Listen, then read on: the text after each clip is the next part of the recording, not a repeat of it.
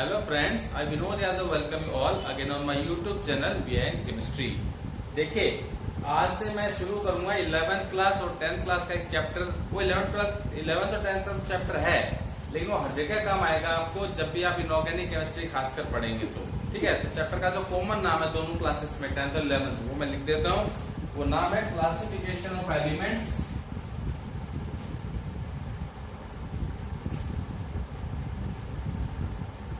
Classification of elements and periodicity in properties। ये chapter दोनों classes में दे रखा है। 11th क्लास में तो है चैप्टर नंबर 3 और 10th क्लास में ये है चैप्टर नंबर 5। अब ध्यान से सुनिएगा, मेन जो फोकस रहेगा 11th क्लास में रहेगा। अब जैसे जैसे जो 11th और 10th दोनों के कंसेप्ट होंगे वो मैं बताता जाऊंगा कौन कौन से दोनों में है। तो आपको ओवरऑल 10th क्लास वाले बच्चों को सारा नहीं समझना है, लेकिन एनटीएससी वाले बच्चे सारा समझ सकते हैं। 11th आपको समझना है सारा। ठीक है जी, क्लियर हो गया आपकी बात? तो देखिए ये चैप्टर में हम स्टार्ट कर रहे हैं। पहले हम पढ़ेंगे इस शब्द क्लासिफिकेशन ऑफ एलिमेंट्स का सिग्निफिकेंस क्या है। सिग्निफिकेंस या कह दो और इंपॉर्टेंस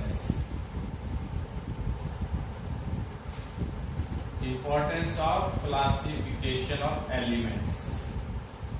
आखिर क्यों जरूरत पड़ी एलिमेंट्स को क्लासिफाई करने? सिंपल सी बात है। देखो भाई, शुरू में जब इंसान ने एलिमेंट्स की खोज की थी तो ये मान के चलिए कि उसके पास very small number of elements थे। Very small number of elements थे। जब एलिमेंट्स की संख्या ही कम है तो उनके द्वारा बनाए जाने वाले जो कंपाउंड्स हैं, आपस में कंबाइन होकर जो बनाते हैं, उनकी संख्या भी इंसान को कम ही पता थी। तो क्या होता है, इस केस में हम हर कंपाउंड को और हर एलिमेंट को इंडिविजुअली स्टडी कर सकते थे। लेकिन अब फिर जैसे जैसे केमिस्ट्री ने प्रोग्रेस करी, ये स्मॉल नंबर से लार्ज नंबर हो गए एलिमेंट्स, और जब लार्ज नंबर एलिमेंट्स हो गए तो कंपाउंड भी लार्ज नंबर के हो गए। अब लार्ज नंबर के एलिमेंट्स और लार्ज नंबर के कंपाउंड को इंडिविजुअली स्टडी करना मुश्किल काम हो जाता है। आजकल हम जो पढ़ते हैं केमिस्ट्री, उसमें जो एलिमेंट्स की संख्या है वो हम पढ़ते हैं 118 एलिमेंट्स। कितने एलिमेंट्स पढ़ते हैं? 118। और 118 एलिमेंट्स के अगर कंपाउंड देखेंगे तो ऐसे कंपाउंड मिलियंस हैं। तो मिलियंस ऑफ कंपाउंड की इंडिविजुअल स्टडी करना मुश्किल काम है, काफी मुश्किल काम है। तो इस वजह से जो केमिस्ट थे उन्होंने सोचा कि हम क्यों ना एलिमेंट्स को क्लासिफाई करते हैं। तो बोले भाई क्लासिफाई कैसे करेंगे? तो शुरू में क्या हुआ, क्लासिफाई का मतलब होता है कि सेम प्रॉपर्टी शो करने वाले एलिमेंट, सेम प्रॉपर्टी शो करने वाले एलिमेंट्स क्यों ना एक जगह ही रख देते हैं। अब एक जगह रखने से क्या, एक जगह मतलब वर्टिकल लाइन में रख देते हैं, एक्स वाई जेड। बोल सकते भाई एक जैसे एलिमेंट्स हैं, ए बी सी, ये अगले एलिमेंट तो एक जैसे, इनसे अलग है, पी क्यू आर, इस टाइप से अरेंज करते हैं। बोला अब इसका फायदा क्या हुआ? इसका फायदा ये हुआ, अब क्योंकि एक वर्टिकल लाइन में जो एलिमेंट्स है उनकी प्रॉपर्टी सेम है, इनकी अलग सेम है, इन वालों की अलग सेम है। तीनों ग्रुप बेशक अलग अलग हो, लेकिन जो वर्टिकल लाइन जिसको आजकल ग्रुप हम लोग कहते हैं, तो लेकिन ग्रुप के एलिमेंट की प्रॉपर्टी सेम है। अब प्रॉपर्टी सेम होने से क्या हुआ, उनके लिए कंपाउंड की स्टडी इजी हो गई। कैसे इजी हो गई कि भाई सपोज करो, एग्जांपल लो, सपोज करो कि एक्स वाई जेड है, ये आयन बनाते ही जैसा, सपोज करो ये तीनों बनाते हैं -3 और -3 वाला आयन। एबीसी बनाते हैं +1 +1 +1, ये बनाता है भाई +2 और +2। समझिए? तो भाई जो कंपाउंड एक्स बनाएगा वही कंपाउंड, वैसा ही कंपाउंड वाई और जेड बना लेंगे। जो कंपाउंड ए बनाएगा वैसे कंपाउंड बी और सी बना लेंगे, और जो कंपाउंड पी बनाएगा वैसे कंपाउंड ये आपका क्यू और आर बना लेंगे। तो इस तरीके से क्या हुआ, क्लासिफाई आराम से हो गई according to their properties. I mean to say classification का जो मेन मकसद था वो ये था कि सिमिलर प्रॉपर्टीज शो करने वाले एलिमेंट्स एक जगह लाई कर दी उन्होंने। उस एक वर्टिकल लाइन को आजकल हम बोलते हैं ग्रुप, जो आजकल जो पीरियोडिक टेबल चला that is known age group. आगे होगी बात समझ में। इससे क्या हुआ, इससे ये हुआ एक टेबल सामने आया आपके सामने। क्या है, टेबल सामने आया आपकी शुरू से। उस टेबल का नाम था पीरियोडिक टेबल। क्या नाम था, पीरियोडिक टेबल। ओवरऑल मेरा कहने का मतलब है इस पार्ट में हम लोग पीरियोडिक टेबल्स को पढ़ने वाले हैं। किसको पढ़ने वाले, पीरियोडिक टेबल्स को पढ़ने वाले। और जो आजकल का जो चल रहा है मॉडर्न पीरियोडिक टेबल, उसकी डिटेल स्टडी हम इसमें करने वाले हैं। क्लियर हो गया। अब देखो ये पीरियोडिक टेबल होता क्या है, मैं लिख देता हूं उसकी डेफिनेशन, आपको आराम से क्लियर हो जाएगा। It is a table, it is a table in which elements are arranged in such a way that all elements showing similar chemical properties, similar chemical properties lies in one vertical column known as groups। समझ गए होंगे आप बात। ये simple सी periodic table की definition है जो मैंने आपके सामने रखी है। ये एक ऐसा टेबल होता है जिसमें एलिमेंट्स को इस तरीके से अरेंज करते हैं कि वो सारे एलिमेंट्स जो एक जैसी सिमिलर केमिकल प्रॉपर्टी शो करेंगे वो सभी के सभी एक ही वर्टिकल कॉलम में लाई कर जाएंगे। तो ये तो हो गया हमारी स्टार्टिंग। आज के टेबल का जो मेन मकसद, आज के लेक्चर का जो मेन मकसद रहेगा उसमें हम लोग पढ़ेंगे हिस्टोरिकल डेवलपमेंट। क्या पढ़ेंगे, historical development of periodic table. आज की हेडिंग हमारी ये रहने वाली है। समझ गए बात आप लोग, ठीक है। तो देखिए जहां तक हिस्टोरिकल डेवलपमेंट की बात है पीरियोडिक टेबल की, आई मीन टू से आजकल जो पीरियोडिक टेबल चल रहा है उससे पहले कितनी बार क्लासिफिकेशन की कोशिश की गई थी। तो जो मेन जो क्लासिफिकेशन थी मैंने की हेडिंग आपके लिए डाली हुई है। ये सब जो क्लासिफिकेशन दी गई थी इनमें खास बात थी, सारों में खास बात क्या थी, यहाँ पे इन सारी क्लासिफिकेशन के अंदर elements were arranged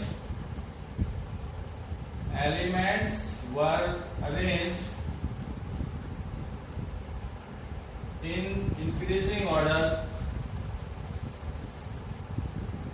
of atomic masses। मतलब यहां तक आई मीन टू से मेंटली क्लासिफिकेशन तक भी लोगों को ये नहीं पता था कि जो केमिकल प्रॉपर्टीज होती है एलिमेंट्स की they depend upon atomic numbers. वो सब जानते कहते थे कि सब एटॉमिक मास का खेल है, एलिमेंट्स को अरेंज करते थे एटॉमिक मास के हिसाब से कोई ना कोई सिमिलरिटी आपको मिलती जाएगी। तो देखिए 5 मेन क्लासिफिकेशन है। जैसे पहली है डोबेर्नियर क्लासिफिकेशन, जो किसने दिया था, जर्मनी के साइंटिस्ट थे जॉन डोबेर्नियर, 1817 में इन्होंने दी थी। फिर आई कोई टेलरिक स्क्रू क्लासिफिकेशन टाइप कुछ आया। देखिए स्क्रू आप सब जानते हैं, स्क्रू इस टाइप से होता है और स्क्रू में इसको अगर मैं स्क्रू की फॉर्म देता हूं तो मैं क्या करूंगा, अगर आपने स्क्रू देखा होगा तो यहाँ पे हेलिक्स बने होते हैं जो इस तरह से चलते रहते हैं गोल गोल। मीन अगर हमारे स्क्रू को मैंने क्या फिट करना है तो यहाँ पेचकस लगा के जब इसको घुमाऊंगा तो हेलिक्स के फॉर्म, हेलिक्स की वजह से स्क्रू अंदर चले जाता है यूं घूम घूम के, हेलिक्स जो गोल गोल घूमना यूं इस टाइप से। तो ये क्लासिफिकेशन इसके ऊपर भी डिपेंड है। फिर आया आपका न्यूलैंड क्लासिफिकेशन, ये दिया था जॉन अलेक्जेंडर न्यूलैंड ने 1865 में, इंग्लैंड के थे। फिर आया क्या ग्राफ के फॉर्म में समझाया, लोथर मेयर अरेंजमेंट के नाम से है। ये तो जर्मनी के लोथर मेयर थे, इन्होंने 1869 में अपने ग्राफ के थ्रू क्लासिफिकेशन समझाने की कोशिश की थी।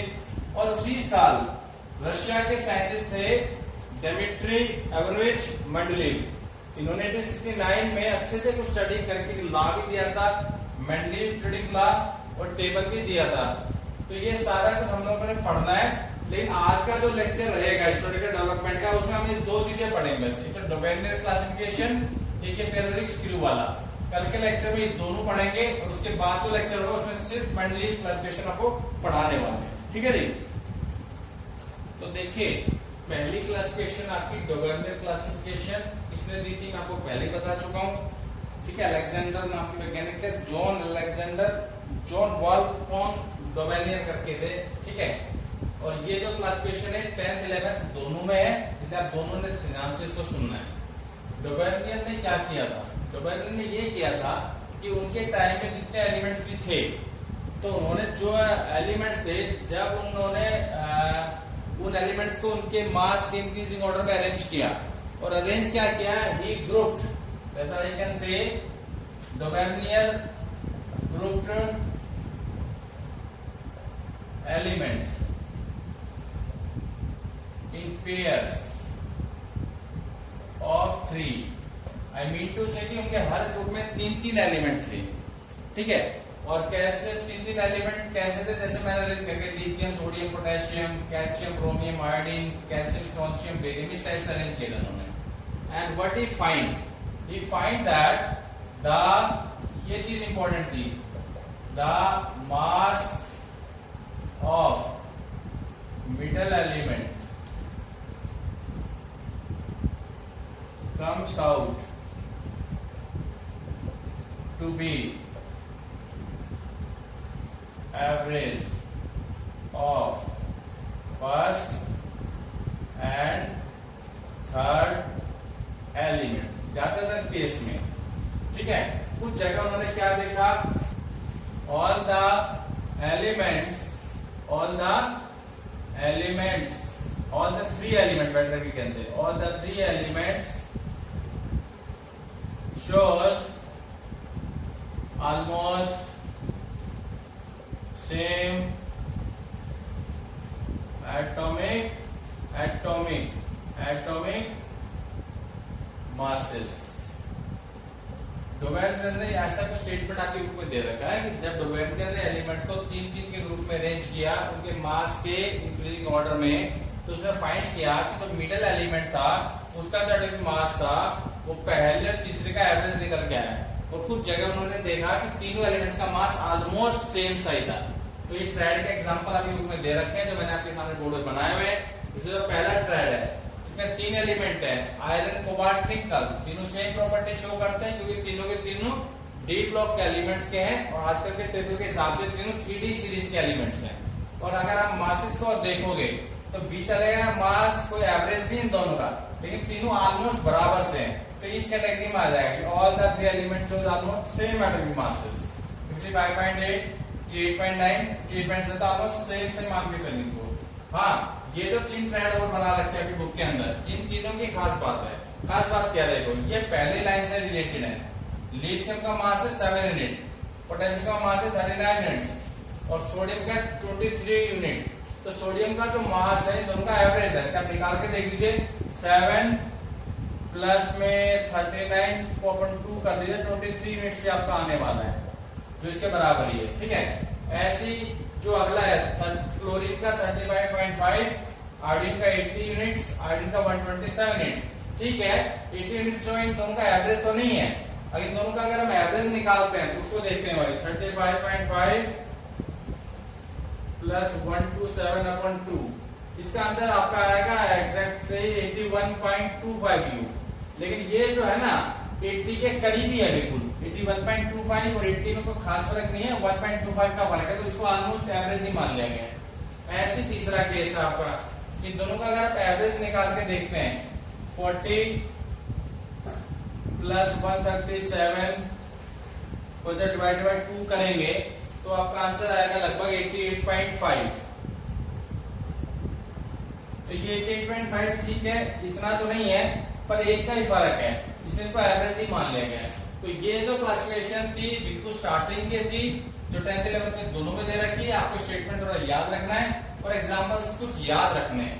तो ये था आपका डोबेनियर क्लासिफिकेशन। क्लियर हो गया? देखिए अगली जो आपकी क्लासिफिकेशन थी उसका नाम दिया गया टेलुरिक स्क्रू हेलिक्स। स्क्रू हेलिक्स तो एक ही शब्द है, और ये दी किसने थी? ये कोई ना जियोलॉजिस्ट थे, फ्रांस के थे, इनका नाम था AEBD चैन कोर्टेस। इन्होंने क्या किया था वो समझिए। थोड़ा मैं ड्राइंग के तो बनाने की कोशिश करता हूँ, बट 2D में हो सकता है बच्चे ना समझे। तो इन्होंने किया था, मैंने कोशिश की आपको 3D में समझाने की, तो पहले तो बोर्ड पे समझिए। इन्होंने क्या किया, इन्होंने एक सिलेंडर लिया। क्या लिया? सिलेंडर। मैं सिलेंडर ले रहा हूँ, मैं ड्राइंग एक लाइन बना रहा हूँ। सपोज करें सिलेंडर है, और सिलेंडर पे क्या था? हेलिक्स था। हेलिक्स क्या था? मीन्स इस टाइप से कुछ था इसमें। समझ, एक स्क्रू देखा होगा आप लोगों ने, स्क्रू जिसको मैंने शुरू में भी बताया था कि जिसको हम पेचकस की मदद से अंदर करते हैं, उस स्क्रू को आपने देखा होगा में हेलिक्स होते हैं, इस टाइप से घूमे होते हैं। तो एक जरा सी ड्राइंग की फॉर्म में आपको बनाया, और किया इसने, इसके जमाने में जो एलिमेंट्स थे, जब उसने उनको उनके मास के इंक्रीजिंग ऑर्डर में लगाया तो हेलिक्स पे लगाया। अच्छा एक बात तो ध्यान रखिएगा, इन्होंने एक काम और किया था। जो सिलेंडर लिया था ना इन्होंने, जो सिलेंडर इन्होंने लिया था उसका तो फिलहाल यहाँ पे एक ही हिसाब को नजर आएगा। इसमें उसने 16 इक्विडिस्टेंट वर्टिकल लाइंस ड्रॉ की थी। 16 इक्विडिस्टेंट वर्टिकल लाइन, मैं तो 3 ही दिखा पा रहा हूं इसमें, और तो 16 वर्टिकल लाइंस थी। और उसके बाद इन्होंने हेलिक्स में ड्रॉ किया था, और फिर हेलिक्स के ऊपर उन्होंने कुछ आइटम्स अरेंज किए थे।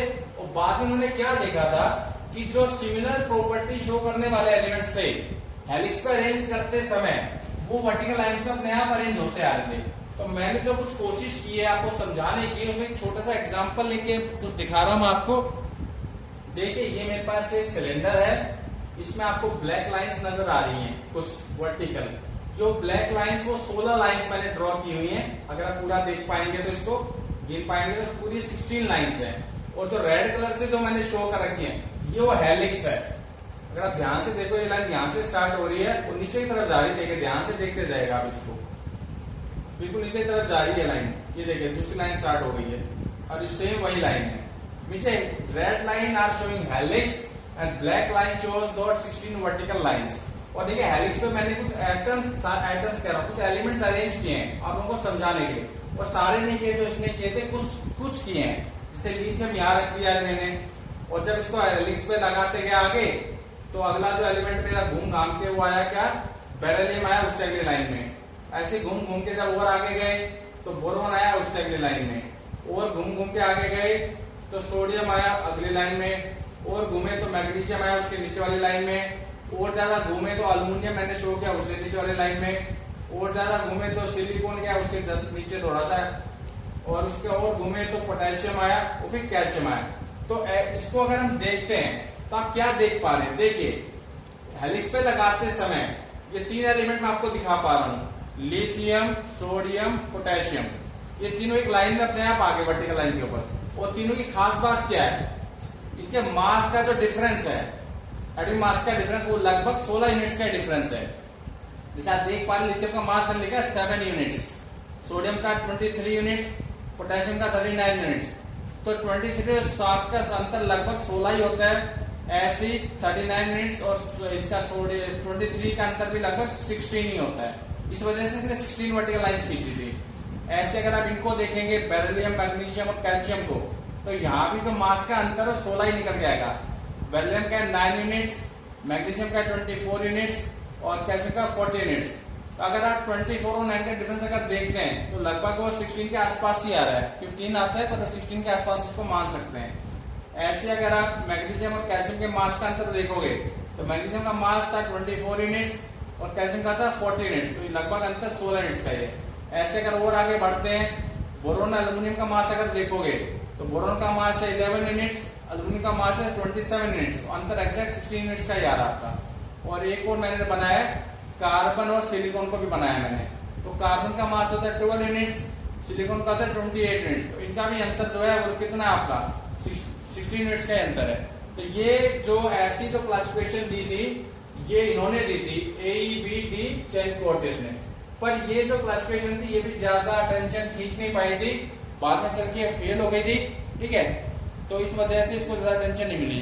इसके बाद जो 3 क्लासिफिकेशन और आपकी जो बचती हैं, कौन कौन सी है आपकी, तो न्यूलैंड्स लॉ ऑफ ऑक्टेव है, एक लोटर मेयर का अरेंजमेंट है और एक मेंडलीव टेबल है, जिसको मैंने पहले बताया था कि मैं अगले 2 लेक्चर्स में पूरा करूंगा। अगला जो लेक्चर होगा वो आपका 2 से रिलेटेड होगा, न्यूलैंड्स क्लासिफिकेशन का और लोटर मेयर अरेंजमेंट का। तो अगर आपको ये लेक्चर अच्छा लगा हो, इसे लाइक कीजिएगा, शेयर कीजिएगा and please subscribe my channel. Thank you very much.